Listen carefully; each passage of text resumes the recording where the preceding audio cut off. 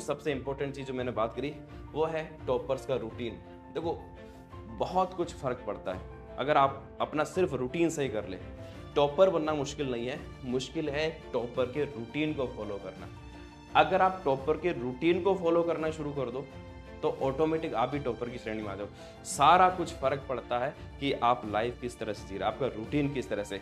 Actual में जो problem है हमारा जो सारा अभी तक जो लाइफ बनी है ना अपनी, वो सारी लाइफ अपना रूटीन कैसा था, इस रूटीन से हमने अपनी लाइफ क्रिएट की है।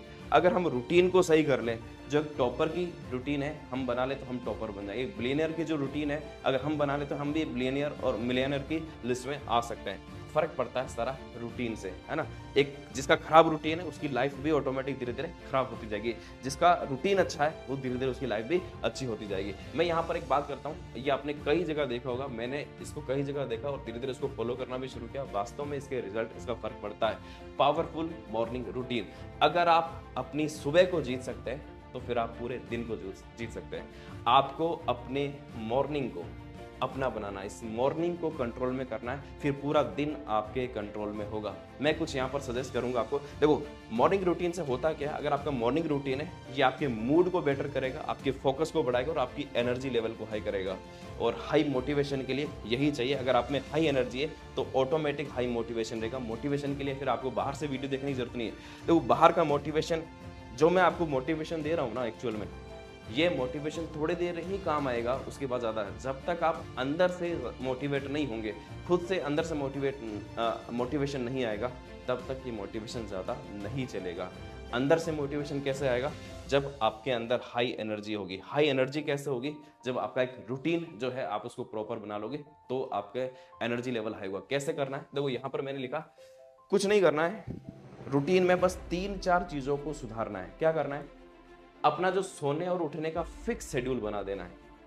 फिक्स शेड्यूल का मतलब देखो यहाँ पर डेली, कभी ऐसा हो रहा क्या, कभी आप 10 बजे सोने चले गए, किसी दिन ऐसा हो गया कि आपने कोई मूवी चालू कर दी, कोई देखना शुरू कर दिया तो रात की 2 भी बज गई, 3 भी बज गई।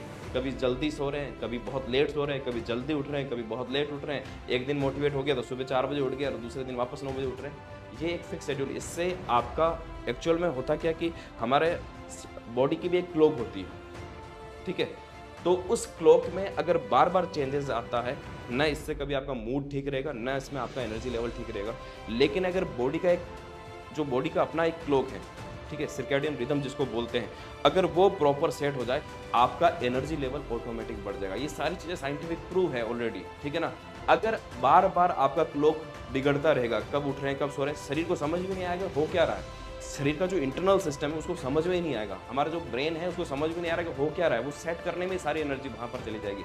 तो अगर अपना रूटीन आप इस तरह से सेट कर ले कि आपके सोने का और उठने का फिक्स टाइम है, आप कितनी भी बजे सो रहे हो, डेली अगर आप 12 बजे सो रहे हैं, 6 बजे उठ रहे हैं, तो डेली का यही एक फिक्स रूटीन कीजिए। लेकिन अगर बार बार चेंज होगा प्रॉब्लम आएगी। तो एक सोने और उठने का फिक्स शेड्यूल बना लीजिए। और इसमें भी जो सबसे बेस्ट टाइम, अगर आप मुझसे पूछेंगे जो सर किस बेस्ट टाइम, तो आप 10 बजे सो जाइए और 4 बजे सुबह उठ जाइए। 6 घंटे की नींद पर्याप्त होती है ना। डीप स्लीप आप 6 आवर्स अगर सो जाते हैं बहुत है, ये सबसे बेस्ट टाइम है। अगर आप 4 बजे उठ जाते हैं और 4 बजे उठकर, ये जो मॉर्निंग रूटीन की मैं बात कर रहा था, 4 बजे उठकर अगर आप अपना मॉर्निंग रूटीन सेट कर लेते हैं तो आप मान के चलिए आप सबसे हायर लेवल पर एनर्जी होता है। ये है एक टॉपर का रूटीन, ठीक है।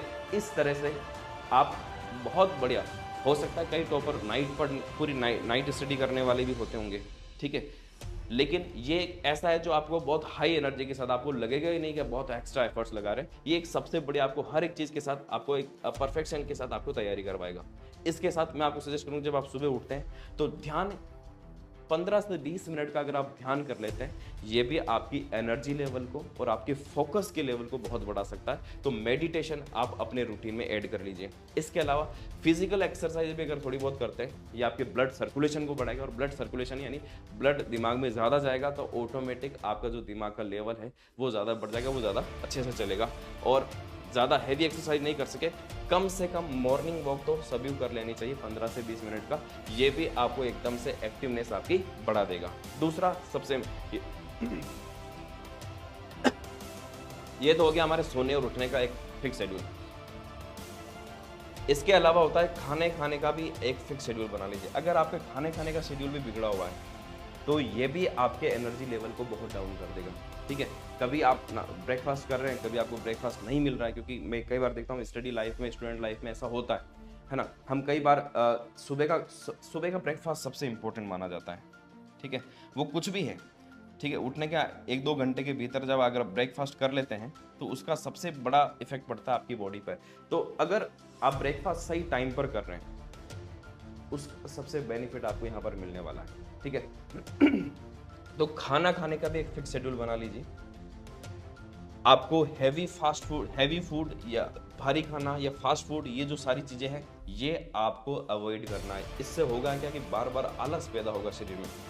अगर आपको ऐसा लग रहा है, तो मैं एक सजेशन के तौर पर दे सकता हूँ, कई अगर आप दिन में पढ़ते हो और दिन में नींद आती है, जब भी पढ़ते नींद, ये इसलिए होता है क्योंकि आप खाना ओवर ईटिंग कर लेते हैं, खाना ज़्यादा खा लेते हैं, है ना। आयुर्वेद में भी नियम है, जापानी में मैंने यहाँ देखा था, उसमें टेक्निक में बताया था कि आप होना ये चाहिए कि बस 70 से 80% ही पेट जैसे ही भरे खाना छोड़ दीजिए, मतलब 20% या 25% पेट खाली छोड़िए, आपको कभी आलस नहीं आएगा खाना खाने के बाद।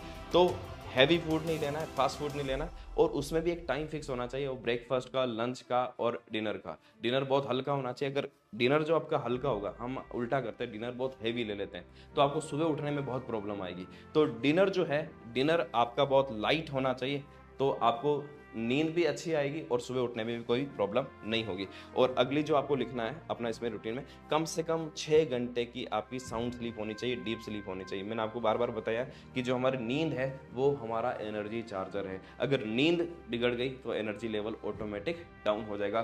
तो नींद को डिस्टर्ब नहीं करना है। और इसके लिए मैंने आपको एक चीज़ और बताई कि रात की 9 बजे से लेकर सुबह की 9 बजे कितने घंटे हो जाते हैं? 12 घंटे। और इसमें कोई बहुत ज़्यादा प्रॉब्लम नहीं है।